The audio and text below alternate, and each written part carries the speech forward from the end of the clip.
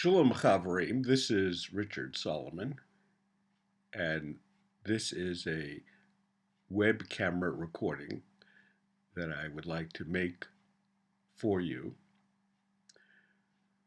And in this web camera recording, I'd like to discuss a few things. I give myself some notes down here. First of all, I'm obviously thrilled that you are joining Elaine and me and Marilyn in this endeavor. But what I'd like to discuss is what is an online community of practice, or COP.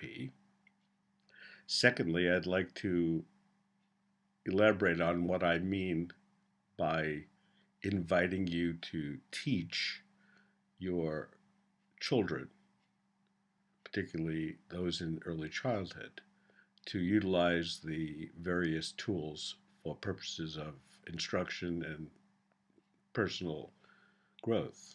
And thirdly, I'd like to ask you a question about the web tools you would like us to explore during the time that we are together.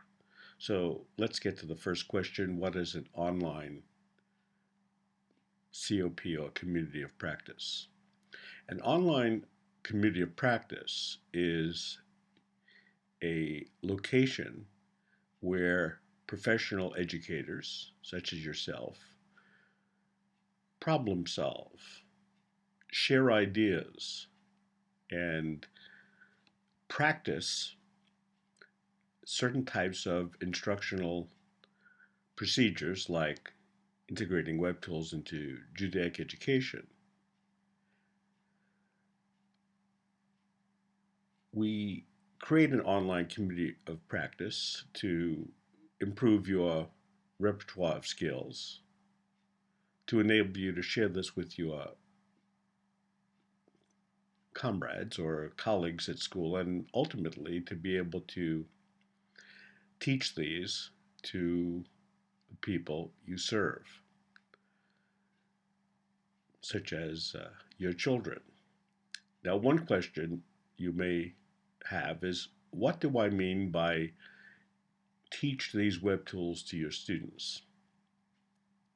Obviously, if you are teaching early childhood, many of your children do not have the repertoire yet, the reading skills, the writing skills to do this.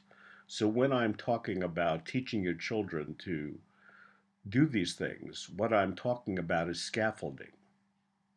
Scaffolding is providing the structure, the support for students to feel that they are engaged in the learning process. So as a teacher and as an implementer of this, what I would hope is that you would figure out a way to invite students to participate in the process of the creation of the web tools. So they may select artwork, or they may select images, or they, with you, may create the text for some multimedia presentation you and the class together are creating. I don't necessarily mean that we expect a 3-year-old or a 4-year-old or a 5-year-old to go and implement these tools directly, but with your help and maybe with your training of parents, together your students will feel a sense of engagement in the learning process. So that's what I mean by that. And the last thing I wanted to say is I would like to create this community of practice so you determine which web tools we will explore during this 8-month period. I don't want it to be my responsibility to determine what you need to learn. So we shared with you the 2 different spreadsheets which we'd like you to explore.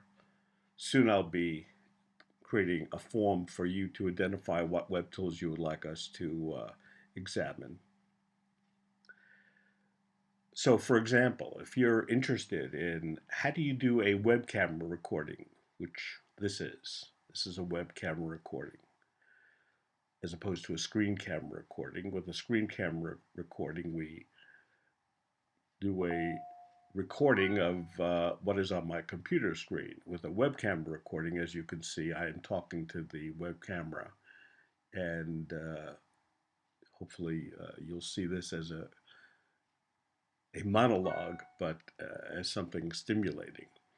So if you would like to learn, for example, how to do this, how to create a webcam recording, and also how to upload this onto YouTube, uh, I'll be happy to share that with you. All you need to do is to make that as a request on the form that you'll be receiving. As you can tell, Elaine and I are extremely excited, highly motivated to be able to offer this to you. And we thank you so much for participating in this project. Bye.